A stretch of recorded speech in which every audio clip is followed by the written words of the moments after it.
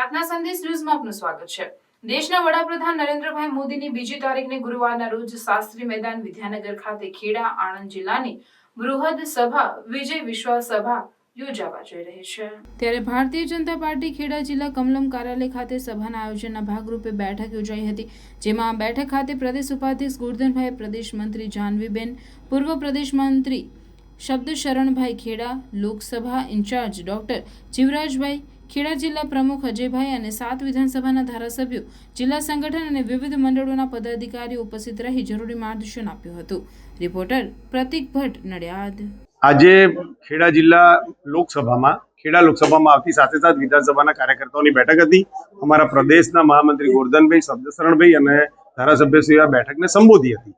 કુલ મળીને દેશના યશસ્વી તપસ્વી વડાપ્રધાન એ ખેડા અને આણંદ લોકસભા વચ્ચે એક જાહેર સભા કરવા માટે આવી રહ્યા છે।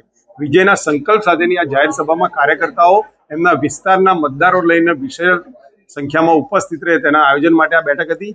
અમારા ખેડા લોકસભામાંથી અંદાજે 45,000 કરતા વધારે લોકો આ સભામાં જવા માટે ઉત્સાહભેર એમના નામ નોંધાવ્યા છે। પ્રાર્થના સંદેશ ન્યૂઝની તમામ લેટેસ્ટ અપડેટ્સ માટે ચેનલને હમણાં જ લાઈક, શેર અને સબસ્ક્રાઇબ કરો।